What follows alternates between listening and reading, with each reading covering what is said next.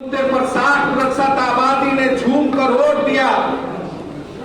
जिस मुद्दे के कारण देश में आमूल चूल परिवर्तन की स्थिति बनी, देश में क्रांति आई, उस मुद्दे को कैसे छोड़ सकते हैं? इस चुनाव का पूरे देश में दो ही प्रमुख मुद्दा रहा जो अपने आप में क्रांति का सूचक बना, परिवर्तन का सूची बना। आज मोदी सरकार के पास बैकफुट पर है। उत्तर प्रदेश में जाति समीकरण की व्यवस्था को बैठाने के लिए उसके तमाम तरह के षड्यंत्र चल रहे हैं। केशव मौर्य जो दिल्ली से लेकर लखनऊ तक के सारे पिछड़े वर्ग के नेताओं को एकजुट करने में लगे हैं। उत्तर प्रदेश के मुख्यमंत्री लगातार अलग अलग नेताओं से बातचीत कर रहे हैं। आपको क्या लगता है?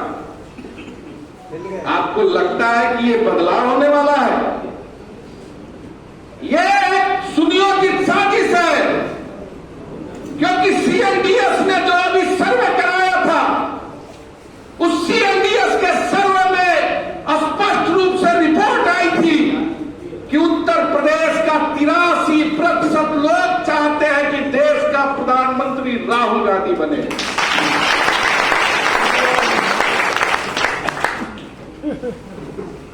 ये इसलिए चाहते हैं कि जो पिछड़ों का बैकबोन, भारतीय जनता पार्टी का बैकबोन है, वो लोअर ओबीसी है, ओबीसी है, लोअर दलित है, जिसके दम पर आज भारतीय जनता पार्टी उत्तर प्रदेश और बिहार में इतनी मजबूत स्थिति में है। और वो लोअर ओबीसी, लोअर दलित आज उनका साथ छोड़कर एक दांत दिया है, तो भाजपा घुटनों पर आ गई है।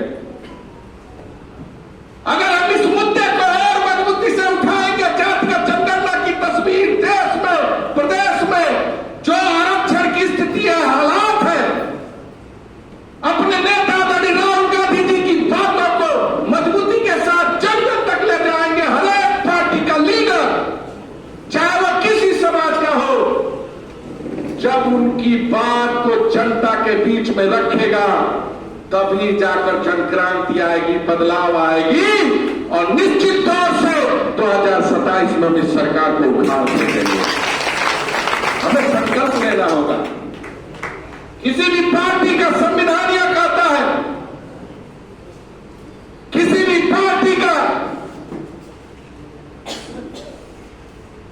यह बात कही जाती है, यह धर्म भी है कि जब हमारा नेता एक लाइन खींच दे, वह गलत हो या सही हो, उस लाइन के साथ चलिए, तब हमारा नेता मजबूत होगा। जब हमारा नेता मजबूत होगा, तब हमारी पार्टी मजबूत होगी। यह बात हर एक व्यक्ति को सोचना पड़ेगा, इस पर चिंतन करना पड़ेगा, इस पर विचार करना पड़ेगा।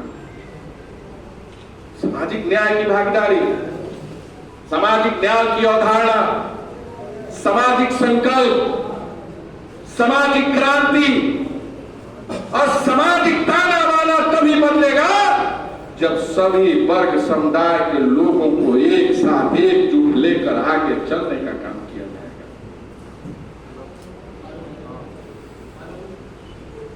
हमें याद है कि बनारस यात्रा चल रही थी, उस दौरान कुछ लोगों ने भी इस पर आपत्ति जाहिर की थी।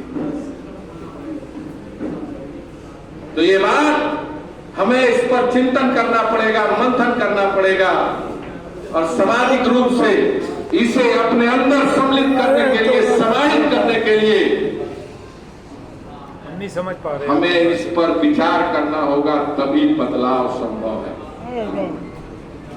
मैंने सुना कुछ लोग आपस में चर्चा कर रहे थे कि इस चुनाव के बदलाव का कारण सिर्फ एक ही मुद्दा था, संविधान मुद्दा था। ये बात सही है, संविधान मुद्दा था, लेकिन संविधान के साथ आरक्षण और जातिगत जनगणना भी मुद्दा था। अगर जातिगत जनगणना नीतीश कुमार जी ने बिहार में कराया तो उसका परिणाम इस चुनाव में उनको मिला। कई बार पलटी मारे, कई बार इधर से उधर गए, लेकिन उनका वोट प्रतिशत नहीं गिरा। तो ये मूल भावना है। अगर स्टालिन तमिलनाडु में मुख्यमंत्री है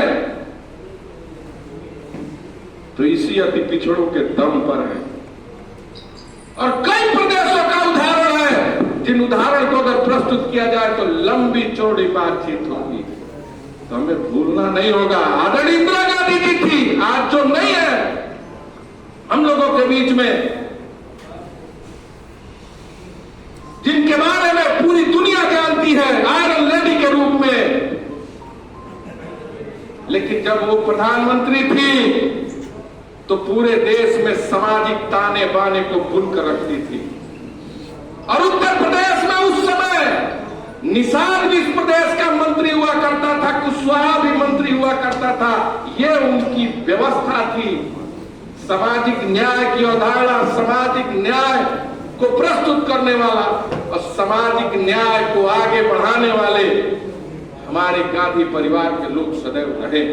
और हम उसी विश्वास, उसी आस पर, चाहे कुछ भी हो, हम उनके साथ डटे हुए हैं, खड़े हुए हैं।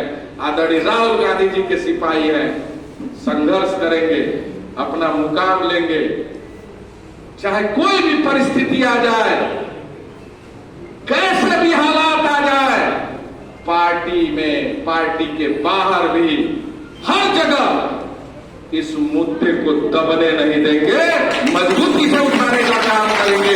और यह मुद्दा हमारे लिए एक बदलाव, हमारे सामाजिक न्याय और क्रांति का सूचक होगा। इन्हीं बातों के साथ आप सब लोग आज इस भागीदारी संकल्प, भागीदारी दिवस के रूप में यहां एकत्रित होकर, बड़े दिनों बाद पीसीसी में आपने मुझे बुलाया, इसके लिए आपको मैं बहुत बहुत आभारी हूं। और निरंतर आपके इस लड़ाई में आपके साथ खड़ा हूं और मजबूती से इस आवाज को किसी कीमत पर दबने नहीं दूंगा, उठाता रहूंगा, इस आवाज को बुलंद करता रहूंगा। बहुत बहुत धन्यवाद।